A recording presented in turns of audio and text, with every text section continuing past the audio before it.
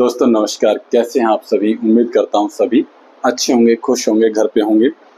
प्यारे बच्चों, हमने पिछली क्लास में प्रेजेंट इंडेफिनिट टेंस को शुरू करवाया था और मैं छोटा सा आपको रिवीजन करवा देता हूं कि हमने सबसे पहले क्या देखा था कि इसका हेल्पिंग वर्ब क्या होगा। डू और डज हमने हेल्पिंग वर्ब के तौर पे लिए थे और उसमें मैंने बताया था कि डज का यूज क्या कब करेंगे और डू का यूज कब करेंगे। डज का यूज करते हैं थर्ड पर्सन सिंगुलर नंबर के साथ और जो बाकी बच गए उनके साथ किसका यूज करेंगे, फिर डू का। उसके बाद हमने क्या लिया था, स्ट्रक्चर पढ़े थे कि सब्जेक्ट प्लस वर्ब प्लस उसके साथ एस या ईएस प्लस ऑब्जेक्ट। एस या ईएस कब लगाते हैं, ये चीजें मैंने बताई थी। अगर आपका subject third person singular number हो, ठीक है, तो उसके साथ एस या ईएस का यूज होगा, बाकी जो बच गए उनके साथ एस या ईएस का यूज नहीं होगा, यानी प्लूरल वर्ब का यूज होगा। यानी कि जो वर्ब मैंने बताया था कि वर्ब क्या होती है, हमेशा ही क्या होती है, प्लूरल होती है। उसको एस या ईएस जोड़ करके क्या बनाया जाता है, सिंगुलर बनाया जाता है। इसी तरह से फिर हमने नेगेटिव सेंटेंस को सीखा था, इंट्रोगेटिव सेंटेंस को सीखा था और डब्ल्यूएच फैमिली को सीखा था। नेगेटिव में हमने बताया था डू या डज के बाद नोट आएगा और दूसरी चीज हमने डू या डज क्या आ जाएंगे, सबसे पहले आ जाएंगे, जिसमें क्या कर देंगे हम, इंट्रोगेटिव सेंटेंसेस के रूप में यूज करने की। ये बात ये थी। उसके बाद हमने क्या किया था कि हमने कुछ देखा था कि प्रेजेंट इंडेफिनिट टेंस किसके लिए इस्तेमाल होता है, मतलब रेगुलर एक्शन के लिए, हैबिचुअल एक्शन के लिए, इरेगुलर एक्शन के लिए। इनके लिए क्या होता है, प्रेजेंट इंडेफिनिट टेंस का हम इस्तेमाल करते हैं। रिपीटेड एक्शन के लिए, डेली एक्शन के लिए, इनके लिए। उसके बाद हमने कुछ कीवर्ड सीखे थे मेरे बच्चों। उनमें था ऑलवेज, था ऑलवेज, ऑफ्टन, सम टाइम, ठीक है, जनरली, यूजुअली, ओकेशनली, ठीक है, रेयरली, हार्डली, स्केर्सली, हैबिचुअली। और एक हमने सीखा था वहां पे क्या, व्हेन एवर, है ना, एवरी। एवरी के साथ आया जैसे every day, every night, every morning, every evening, every week, every year, है ना, every month, every Diwali, every Holi, ठीक है। उसके बाद once a day, once a week, once a month, ठीक है, twice a day, twice a week, twice a month. एक whenever भी हमने वहां पे कीवर्ड के रूप में इस्तेमाल किया था। तो मैंने, मेरे बच्चों, यहाँ तक जो चीजें आपने पढ़ी, उसके बाद हम इस सेकंड क्लास में, उसके बाद मैंने आपको कहा था कि हम इनके ऊपर कुछ प्रैक्टिस करवाएंगे ताकि आपको ये चीजें समझ में अच्छे से आ जाए। अब एक जो शब्द है व्हेन एवर मैंने शायद वहां लिखवाया था या नहीं लिखवाया था, नहीं लिखवाया तो मेरे बच्चे उसको भी नोट कर लेना। ये भी एक कीवर्ड है जो हमें किसी रेगुलर एक्शन के बारे में बताता है, किसी भी रेगुलर एक्शन के बारे में बताता है। तो मेरे बच्चे, व्हेन एवर क्या बताएगा, रेगुलर एक्शन के बारे में बताएगा। यहाँ तक की कहानी थी हमारी पीछे की, जो हम पहले पढ़ के आ गए। अब इस सेकंड क्लास के अंदर हमने बारी बारी ये 8 क्वेश्चंस हैं, इनको एक बार आप ध्यान से पढ़ें और इनको हम प्रैक्टिस करते हैं कि आपको किस तरह से समझना है कि यहाँ पर प्रेजेंट इंडेफिनिट टेंस है या कोई और टेंस, ठीक है। एक बात मैं बार बार कहता हूं बच्चे कि आपने किसी भी कीवर्ड को पढ़ते ही उस सेंटेंस, उस टेंस की तरफ नहीं भागना है। जैसे आपने कीवर्ड पढ़ा व्हेन एवर, और व्हेन एवर पढ़ते ही आप दौड़ पड़ेगी तो प्रेजेंट ही होगा। ये बेटा, ये गलतियां मत करना, क्योंकि कई बार क्या होता है कि सेंटेंस में कीवर्ड जो होता है और उसके बाद जो सेंस होती है, जो कीवर्ड है आपको मिल गया प्रेजेंट का, लेकिन उसी के साथ जो सेंस सेंटेंस की है वो कहीं पास्ट इंडेफिनिट की है। तो मेरे बच्चे, उसको ध्यान से समझना है, ठीक है, वो वाला। चलो मैं दोबारा बता देता हूं। इस बच्चे का सवाल है कि जो आपने 2 सेंटेंसेस पीछे जो प्रैक्टिस पे करवाए थे जब आप पिछली क्लास में, उनको एक बार दोबारा बताने के लिए। तो मेरे बच्चे, मैं दोबारा आपको बता रहा हूं।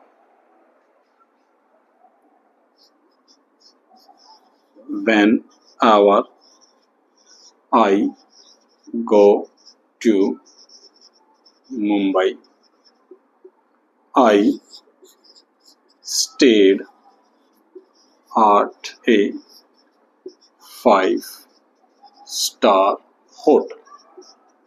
यही था ना मेरे बच्चे, यही सेंटेंस था, I stayed at a 5-star hotel.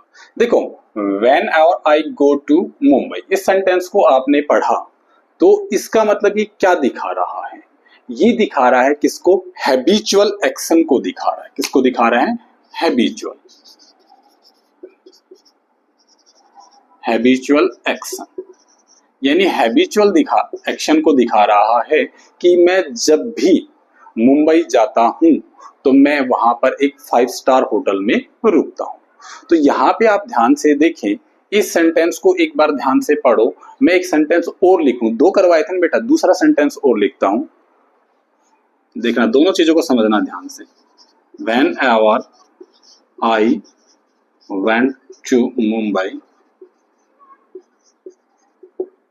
I stayed at a 5 star hotel. अब इन दोनों सेंटेंसों को मेरे बच्चों ध्यान से पढ़ो। इन दोनों सेंटेंसों को आप ध्यान से पढ़ेंगे तो ये मेरे बच्चे क्या है, ये प्रेजेंट है। तो यहाँ पर एक रेगुलर एक्शन की बात कर रहा है। किसकी बात कर रहा है? रेगुलर एक्शन की बात कर रहा है। तो रेगुलर एक्शन की जब बात करें तो यहाँ पे हमने देखा, यहाँ क्या हो गया, यहाँ स्टेट दिया हुआ है, तो यही क्या है, गड़बड़ है। तो यहाँ पे क्या आ जाएगा, स्टे आ जाएगा। क्या आ जाएगा, स्टे। क्लियर है मेरे बच्चे? ये ठीक आ गया समझ में? अच्छा, अब एक बार इस दूसरे सेंटेंस को आप ध्यान से पढ़िए और यहाँ पे क्या हुआ, Whenever I went to Mumbai, I stayed at a 5 star hotel. तो मेरे बच्चों ध्यान से समझिए, ये जो बात कर रहा है, इस सेंटेंस में जो बात कर रहा है, ये किसकी बात कर रहा है? पास्ट की बात कर रहा है, यानी पास्ट हैबिट की बात कर रहा है। आज हो सकता है ये हैबिट ना हो। तो यहां तक Whenever I went to Mumbai, इसी से पढ़ने से हमें पता लगा, इस सेंटेंस को पढ़ने से पता लगा कि ये किसकी बात कर रहा है? पास्ट की बात कर रहा है, यानी पास्ट हैबिट की बात कर रहा है। यहाँ पे इस सेंटेंस के अंदर पास्ट हैबिट की बात हो रही है। और जब पास्ट हैबिट की बात हो रही है तो मैंने 2 चीजें आपको बताई थी। किसका इस्तेमाल करेंगे? यूज टू या वुड का इस्तेमाल करेंगे। पास्ट हैबिट को बताने के लिए यूज टू या वुड का इस्तेमाल करेंगे। अब आप कहोगे सर ये चीज जो है, यहाँ आया आई वेंट टू मुंबई, यहाँ पे V2 का इस्तेमाल हुआ, तो ये भी तो V2 है, तो V2 क्यों ना इस्तेमाल कर दें? तो मेरे बच्चे आप एक बात याद रखना, ये जो V2 है ये वन टाइम एक्शन की बात करता है। आई स्टेड एट 5 स्टार होटल, यानी ये उस हैबिट में नहीं आएगा। ये किसकी बात करेगा? वन टाइम एक्शन की बात करेगा। और जब वन टाइम, यानी कि मैंने जब आपको स्टार्ट करवाया तब मैंने शुरू में एक एग्जाम्पल दिया था, तो उस I got up early in the morning, ठीक है, तो मैंने ये बात कही थी, तब मैंने आपको ये समझाया था। यहाँ पे V2 क्या है? V2 वन टाइम एक्शन के लिए यूज होता है। तो मेरे बच्चे ये वन टाइम एक्शन के लिए यूज हो रहा है, तो ये क्या, ये पास्ट हैबिट नहीं होगा। तो यहाँ पर इसको काटिए और इसकी जगह लिखिए used to stay, used to stay at a 5 star hotel. कोई दिक्कत बेटा? यहाँ तक आ गया समझ में? पक्का? अब आते हैं इस सेंटेंस की प्रैक्टिस से। पहले सेंटेंस को एक बार ध्यान से पढ़िए। My wife is painting the furniture whenever she gets time. अब ध्यान से देखो बेटा, जैसे हर आदमी की एक अलग अलग हैबिट होती है। कोई आदमी की हैबिट ये है कि जब भी उसे समय मिलता है वो किताब पढ़ने बैठ जाता है। कोई नोवेल पढ़ता है, कोई स्टोरी पढ़ता है, कोई ड्रामा पढ़ता है, मतलब अपनी एक हैबिट है उसकी। तो ये क्या हो रहा है, जब भी उसे समय मिलता है, तो ये उसकी हैबिट है। ये उसकी क्या है? हैबिट है। और ये हैबिट है, तो हैबिट के लिए हमें क्या करना पड़ेगा? प्रेजेंट इंडेफिनिट टेंस की बात करते हैं।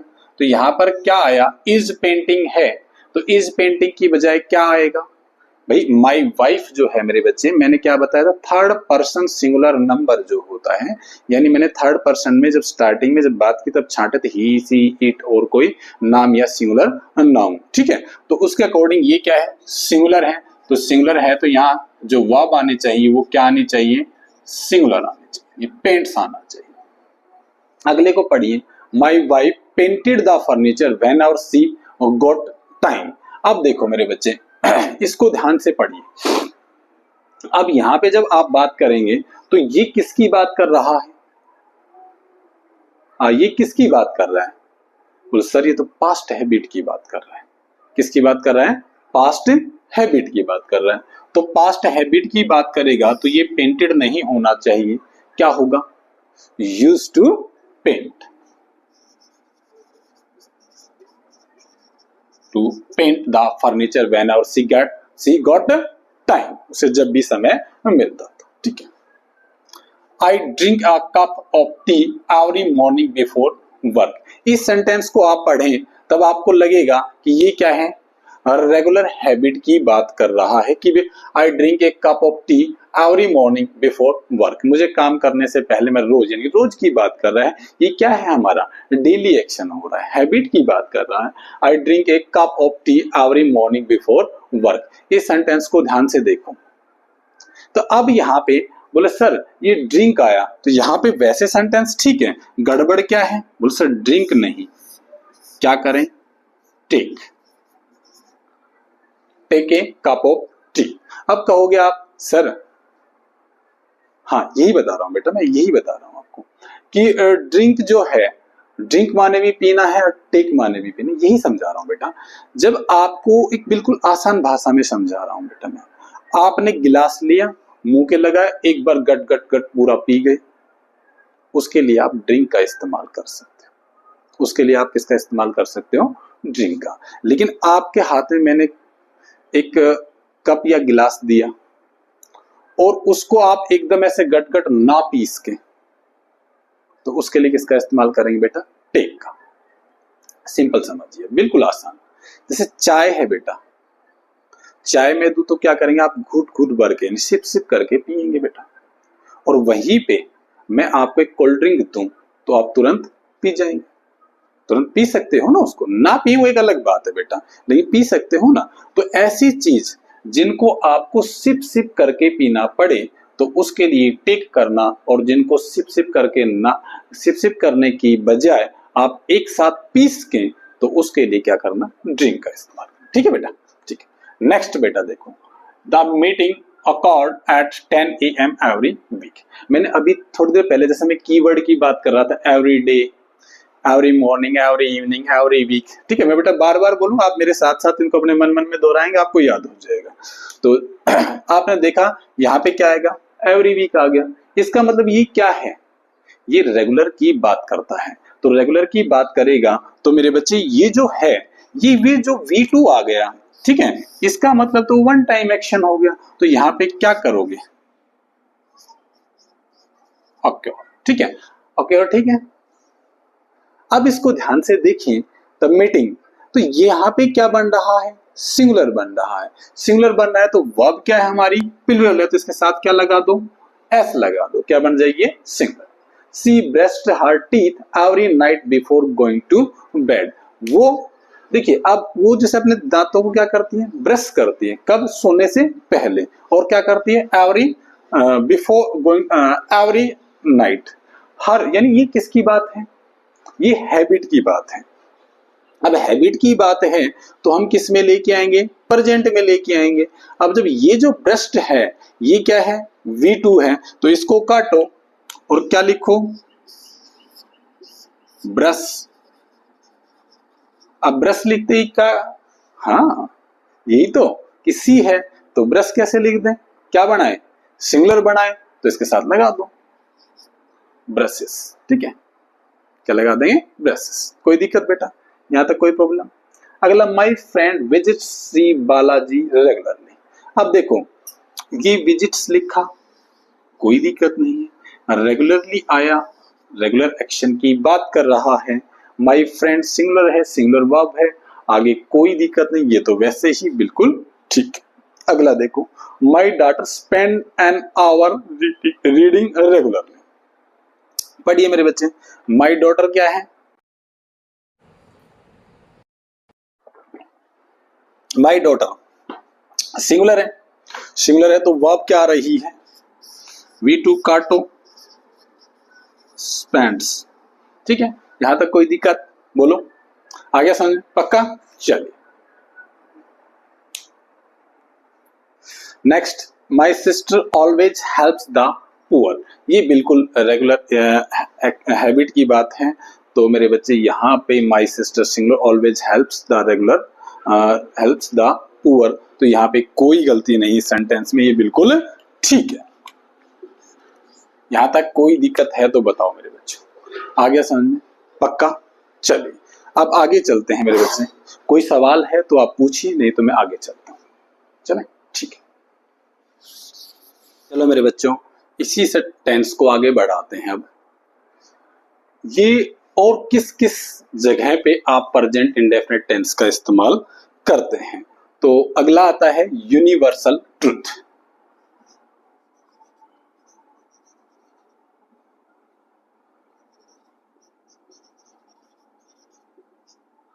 अब ये यूनिवर्सल ट्रुथ क्या होता है? यूनिवर्सल ट्रुथ क्या होता है बच्चे? एक मिनट के लिए सोचिए और बताइए। चलिए, इन्होंने कहा कि sun rises in the east, आप ये कह रहे हैं।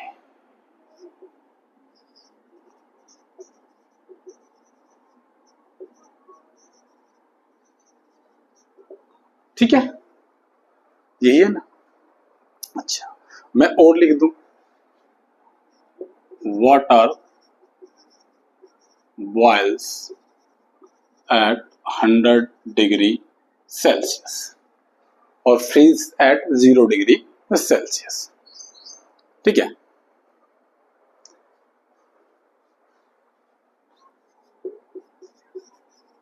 Plants need sunlight to grow. Plant need sunlight to grow. ठीक है, लेकिन ये तो बेटा एग्जाम्पल हुए इसके, यूनिवर्सल ट्रुथ के ये तो क्या हुए? एग्जाम्पल हुए। मैं तो ये पूछ रहा हूं कि यूनिवर्सल ट्रुथ है क्या? अब मैं बताता हूं बेटा, यूनिवर्सल ट्रुथ है क्या? यूनिवर्सल ट्रुथ है scientific fact.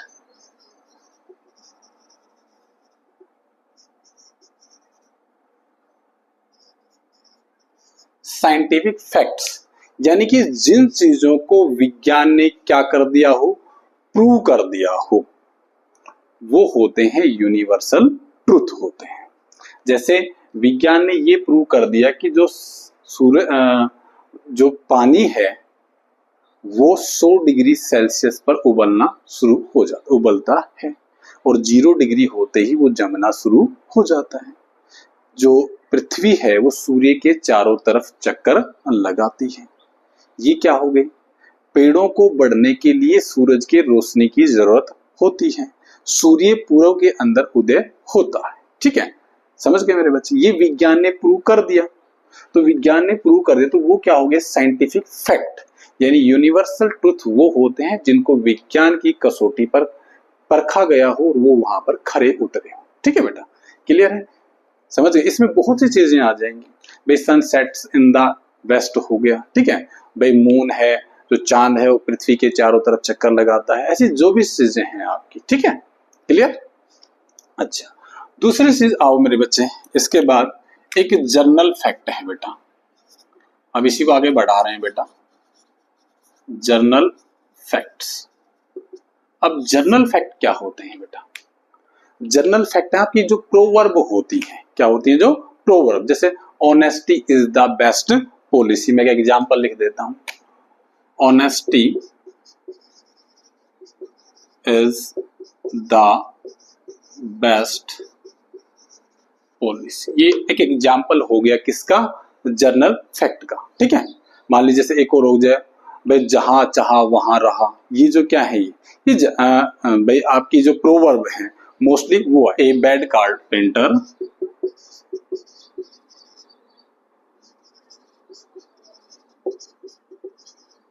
Always quarrel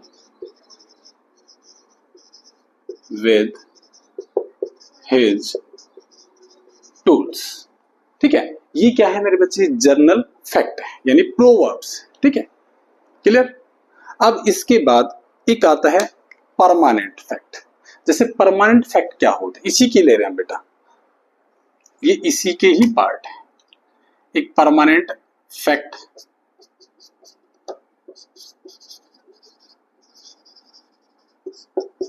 permanent facts. Permanent facts क्या होते हैं बेटा? परमानेंट फैक्ट्स वो होते हैं जिनको बदला ना जा सके। ठीक है। और इनको हमेशा इन परमानेंट फैक्ट्स को प्रेजेंट इंडेफिनिट टेंस में ही डिफाइन किया जाता है, ठीक है। इनको लिखने के लिए आपको प्रेजेंट इंडेफिनिट टेंस की ही जरूरत रहती है। अब परमानेंट फैक्ट्स क्या हो गए बेटा, जैसे 1 + 1 2 होते हैं, एक में एक जोड़ोगे तो क्या आएगा, 2 आएगा, ठीक है। और मैं ये कहूं कि ट्रायंगल है, ट्रायंगल की 3 साइड होती हैं बेटा, ठीक है। ट्रायंगल के जो तीनों कोण है उनका जोड़ 180 होता है। क्या आप इसको बदल सकते हो? आप क्या ये बदल सकते हैं कि एक में एक को जोड़ा जाए तो 5 हो जाएंगे? कर सकते हो? नहीं कर सकते ना। तो मेरे बच्चे वो है आपके परमानेंट फैक्ट। जैसे मैं इसमें ले सकता हूं बेटा, क्या स्क्वायर हैज 4 साइड्स। तो बेटा एक स्क्वायर की 4 साइड होती हैं, ठीक है, 4 साइड ही होती हैं। क्या आप कह सकते हो स्क्वायर की वे 3 साइड से स्क्वायर बना देंगे हम? तो नहीं बन सकता ना। 1 + 1 1 + 1 2 होता है बेटा, कोई दिक्कत नहीं।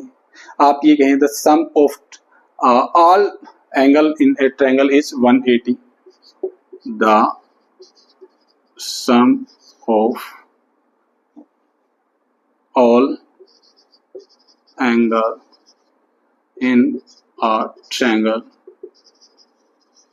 is 180 डिग्री, ठीक है, 180 डिग्री, ठीक है। तो मेरे बच्चे अब ये देखिए, ऐसे मैं कहूं कि the sum of all angle of a square is 360, clear. आपको ये कहा जाए कि जो रेक्टेंगल है उसकी आमने सामने की साइड्स क्या होती हैं, बराबर होती हैं। तो ये क्या है, ये मेरे बच्चे परमानेंट फैक्ट्स हैं जिनको आप नहीं बदल सकते, क्लियर है, ठीक है। इसके बाद देते हैं साइकोलॉजिकल फैक्ट।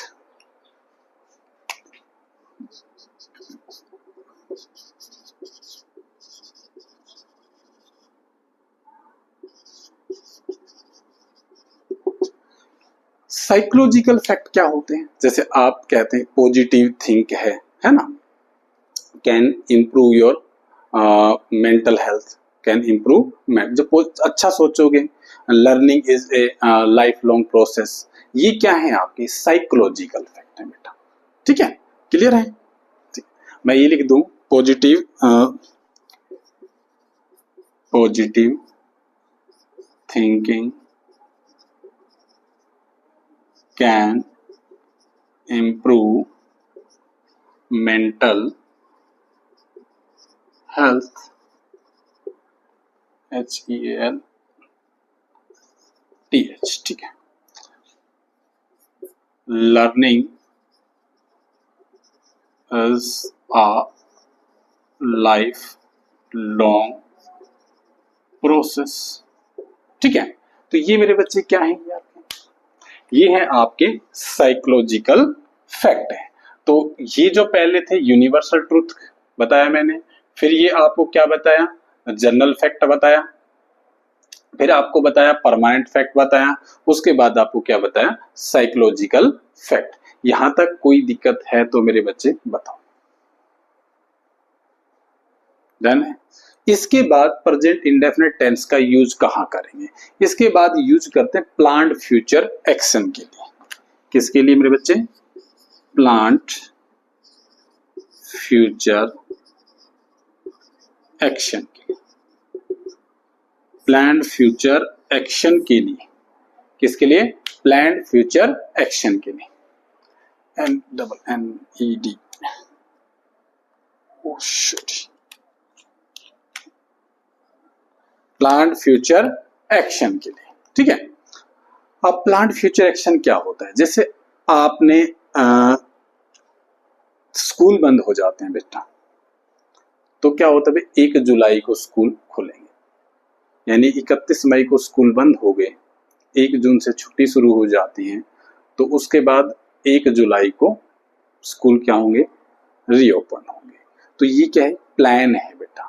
या मान लीजिए मैं एक एग्जाम्पल दूं कि भैया मोदी जी को अमेरिका जाना है ना, और अमेरिका जाना है तो उसकी प्लानिंग पहले ही हो जाएगी कि मोदी जी भाई अगले महीने या अगले महीने की 15 तारीख को या भाई नेक्स्ट वीक भाई अमेरिका आ जाएंगे। तो ये प्लानिंग पहले ही हो जाती है। तो जो प्लान फ्यूचर एक्शन होते हैं उनको दिखाने के लिए भी किसका इस्तेमाल करते हैं, प्रेजेंट इंडेफिनिट टेंस का इस्तेमाल किया जाता है। ठीक है, जैसे मैं एक एग्जांपल दे दूं, PM Modi lives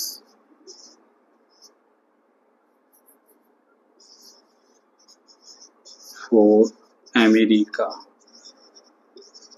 next week। अब इसी टेंस को यानी इसी सेंटेंस को आप ये भी लिख सकते हो, PM Modi is living for America next week. ये बात भी लिख सकते हो आप, ये भी लिख सकते हो इसको।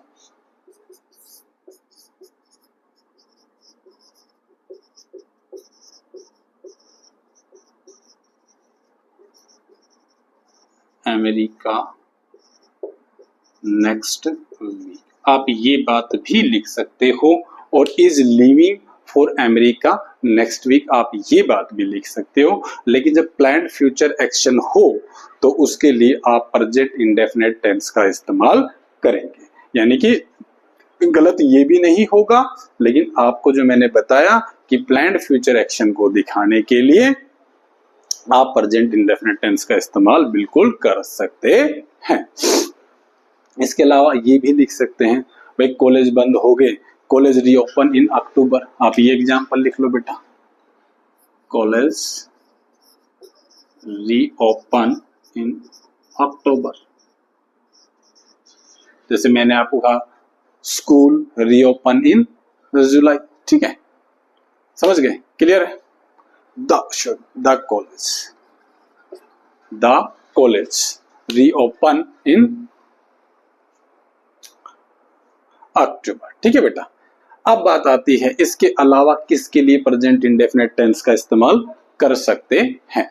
जैसे आपने देखा होगा न्यूज़पेपर, जो न्यूज़पेपर हेडलाइंस होती हैं बेटा, न्यूज़पेपर हेडलाइंस, इनके लिए प्रेजेंट इंडेफिनिट टेंस का इस्तेमाल किया जाता है। देखो बेटा, आज जैसे आज का अखबार आपने पढ़ा है, आज का न्यूज़पेपर आपने पढ़ा होगा, तो उसमें क्या आज की खबर है या कल की खबर है?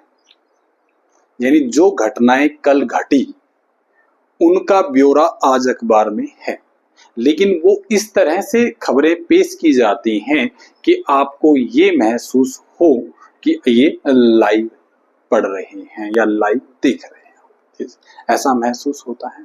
तो जैसे मान लीजिए पीएम मोदी ने कल कोई एक समझौता साइन किया, तो अखबार में क्या लिखा मिलेगा? आपका ये नहीं लिखा मिलेगा कि पीएम मोदी ने एक समझौता, मतलब कि पास्ट की बात नहीं करेगा।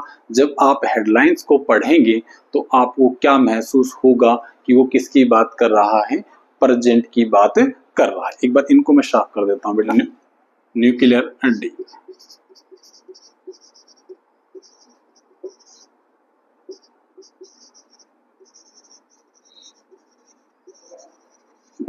ठीक है। पीएम मोदी ने क्या कर दिया? न्यूक्लियर डील को साइन कर दिया है, SIGN, science the nuclear deal. जब आप अखबार में ये पढ़ेंगे तो आपको ये महसूस होगा कि ये प्रेजेंट की घटनाएं आप पढ़ रहे हैं। ठीक है, तो प्रेजेंट इंडेफिनिट टेंस का इस्तेमाल कब करेंगे? जब कोई भी न्यूज़पेपर हेडलाइंस को दिखाने के लिए न्यूज़पेपर के क्या होगा? प्रेजेंट इंडेफिनिट टेंस का इस्तेमाल होगा। दूसरी चीज लाइव कमेंट्री के लिए, लाइव कमेंट्री जब भी आप देखते हैं तो उसके लिए किसका इस्तेमाल किया जाता है? प्रेजेंट इंडेफिनिट टेंस का इस्तेमाल किया जाता है। अब यहाँ पे एक आपको खबर मिले, एक बार इस सेंटेंस को समझना, India wins the world cup, India wins the world cup. अब ध्यान देना बेटा, इस चीज को ध्यान से देखना बेटा। इस सेंटेंस को जब आप पढ़ें तो यहाँ पे मैंने लिखा है विंस। जब किसी भी देश का नाम उसको वहां के व्यक्तियों के लिए, किसी टीम के लिए, ठीक है, रिप्रेजेंट कर रहा हो, तो वहां पर कभी भी आपने सिंगुलर वर्ब का इस्तेमाल नहीं करना है। वहां पर क्या होता है, जैसे इंडिया विंस, तो वहां की टीम की बात कर रहा है और वहां के लोगों की बात कर रहा है।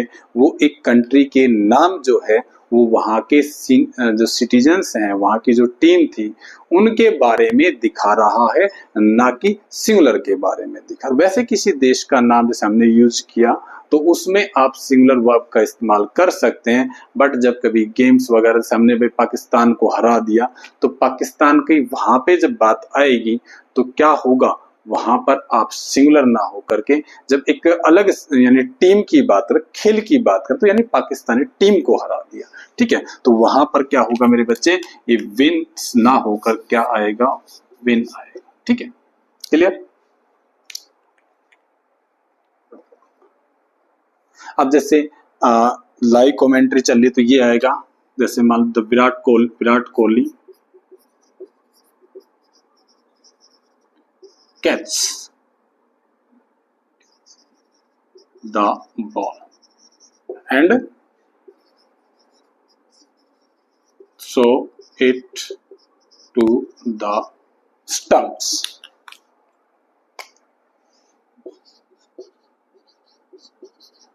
ठीक है।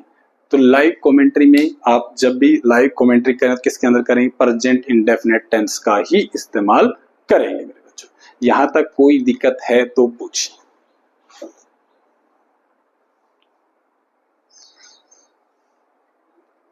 कई बार आप किसी पोजीशन को भी, एक बात और समझना, पोजीशन को दिखाना हो, जैसे ये मेरा पेन है, ये मुझसे संबंध रखता है, जब पोजीशन को दिखाना हो तो भी आप किसका इस्तेमाल कर सकते हो, प्रेजेंट इंडेफिनिट टेंस का इस्तेमाल कर सकते हो। जैसे मैंने इस पेन की ही बात की तो आप क्या लिखेंगे, द पेन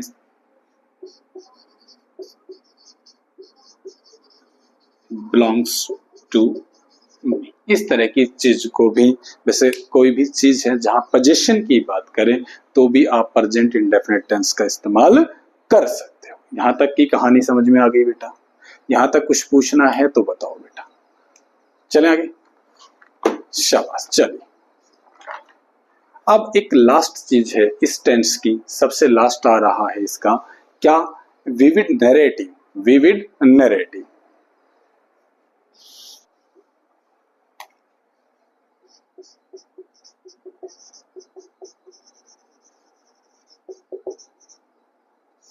ये विविड नैरेटिव होता क्या है, इसको अगर हिंदी में समझें तो मेरे बच्चे ये होगा सजीव चित्रण।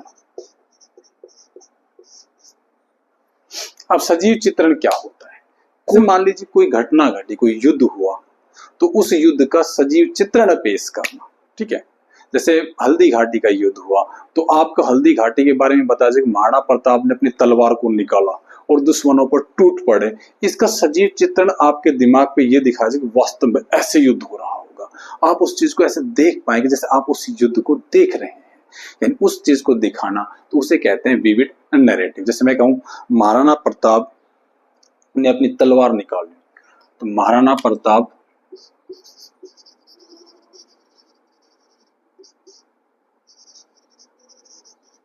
draws his sword and attacks the enemy, ठीक है, enemy। तो मेरे बच्चे यहाँ पे आप इस चीज को इस तरह से पेश किया जाए, यानी किसी नाटक के माध्यम, किसी भी यानी कथा, जैसे आप कोई कहानी सुना रहे हैं, कहानी सुनाते हुए इस तरह का चित्रण पेश किया जाए जहां आपको सजीव उसके प्रेजेंट में होने की अनुभूति हो, तो उसे कहते हैं मेरे बच्चे विविड नैरेटिव कहते हैं। यहां तक कोई दिक्कत है तो बताओ मेरे बच्चे, नहीं, चलिए।